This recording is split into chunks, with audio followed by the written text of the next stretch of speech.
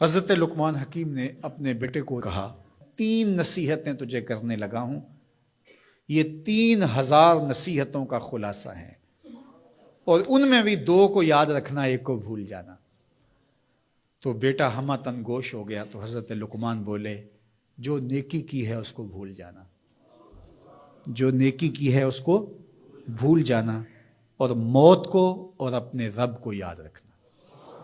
یہ میری ساری نصیحتوں کا خلاصہ ہے۔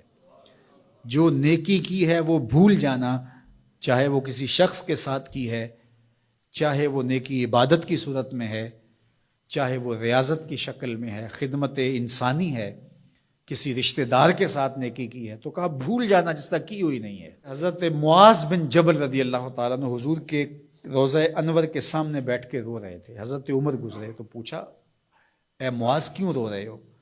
کہا صاحب مزار کا ایک فرمان یاد آیا جس نے رلا دیا۔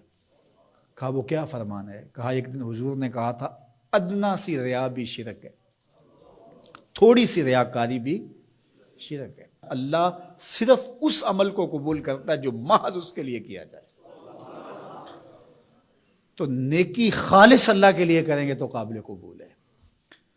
اللہ تعالیٰ غیرت والا ہے، وہ کسی اور کو اپنے ساتھ شریک ہونا پسند نہیں کرتا۔ تو جب بھی نیکی کرو، یہ ثلث دین ہے، انما الاعمال بالنیات۔ اس حدیث کو علماء نے کہا ہے 3 حصہ دین کا اس میں ہے کہ اعمال کا دار و مدار نیتوں پہ ہے۔ نیت کا خالص ہونا شرط ہے، ورنہ محنت بھی کی، سجدے بھی کیے، خیراتیں بھی کی، سب کچھ کیا، لیکن نامہ اعمال میں 0 کو ہوگا۔ کیتی کتری پئی کھو محمد تے سکہ بنیا زردہ۔ تو ریاء سے بچنے کی تلقین کی گئی۔ حضرت لقمان حکیم نے کہا جو نیکی کی ہے اس کو بھلا دینا، اللہ کو اور اپنی آخرت کو کبھی فراموش نہ کرنا۔ جب آخرت مستحضر رہتی ہے، ہر وقت بندہ خیال میں رہتا ہے کہ میں اللہ کے حضور پیش ہونا ہے، ایک میدان لگنا ہے، وہاں ترازو گڑے گا، اعمال تولے جائیں گے، تو خود بخود اپنا محاسبہ کرتا رہتا ہے۔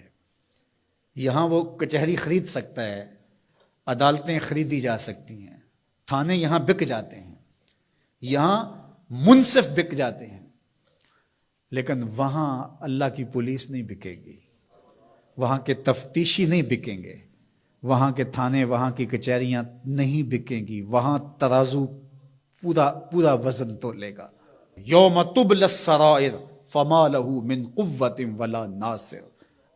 فرمایا جس دن راز کھول دیے جائیں گے، کوئی کسی کی مدد نہیں کر پائے گا، اور نہ کوئی طاقت سے اپنے عیب کھلنے سے روک سکے گا۔ تو جب مستحضر ہوگا کہ میں اللہ کے حضور پیش ہونا ہے، ایک کچہری لگنی ہے، ایک عدالت لگنی ہے۔ آج مکار آدمی، جھوٹا آدمی، خائن آدمی، بد کردار آدمی بچ کے نکل جاتا ہے، عدالتوں کو چکمے دے جاتے ہیں لوگ، عدالتیں خرید لیتے ہیں، دھمکا لیتے ہیں، سب کچھ ہو جاتا ہے اس دنیا میں۔ طاقتور کی کوئی بات نہیں کرتا، کمزور پھٹے چڑھا دیے جاتے ہیں، لیکن ایک عدالت ایسی لگنے والی ہے جہاں انصاف ہوگا، جہاں عدل ہوگا۔ تو اس لیے کہا کبھی اس کو فراموش نہیں کرنا، اور دوسرا اپنے رب سے کبھی بھی غافل نہیں ہونا۔ اپنے رب سے جو غافل ہو جاتا ہے وہ زندگی کے مقصد کو کھو بیٹھتا ہے، اور اسی کو رومی کہتے ہیں دنیا ہے یہ چیز، دنیا از خدا غافل بدن۔ دنیا کیا ہے؟ کہا سونے چاندی ہیرے جواہرات کا نام دنیا نہیں ہے، خدا سے غافل ہو جانے کا نام دنیا ہے۔ تو اس لیے اللہ کے ذکر سے، اس کی یاد سے، اس سے کبھی بھی غافل نہیں ہونا چاہیے۔ اور اگر کوئی اس سے غافل ہو گیا تو سن لو وَلَا تَكُونُوا كَالَّذِينَ نَسُوا اللَّهَ فَأَنسَاهُمْ أَنفُسَهُمْ أُولَٰئِكَ هُمُ الْفَاسِقُونَ۔ کہا ان لوگوں کی طرح نہ ہو جانا جو خدا سے غافل ہو گئے۔ تو جب وہ خدا سے غافل ہو گئے، اللہ نے انہیں ان کی ذاتوں سے بے خبر کر دیا۔ کسی نے کہا اقبال سے کہ تو نے خود ہی کا سبق کہاں سے لیا تھا؟ کہا قرآن کی اس آیت سے لیا تھا۔ اور یہ بات ذہن میں بٹھا لیں، اپنے لیے بھی اور اپنی اولادوں کی طبع میں راسخ کریں جیسے بھی ہو سکے، کہ ایک چیز کو بھول جانا ہے، جو نیکی ہو گئی بھول گئے، اور اللہ کو بھی یاد رکھنا ہے اور آخرت کو بھی یاد رکھنا ہے۔ یہ چیز یاد رہ گئی تو سمجھ جاؤ خیر ہے، اور اگر یہ 2 چیزیں بھول گئیں اور جو بھولنے کی چیز ہے وہ یاد رہی تو سمجھو ہم نے اپنا سب کچھ لٹا دیا۔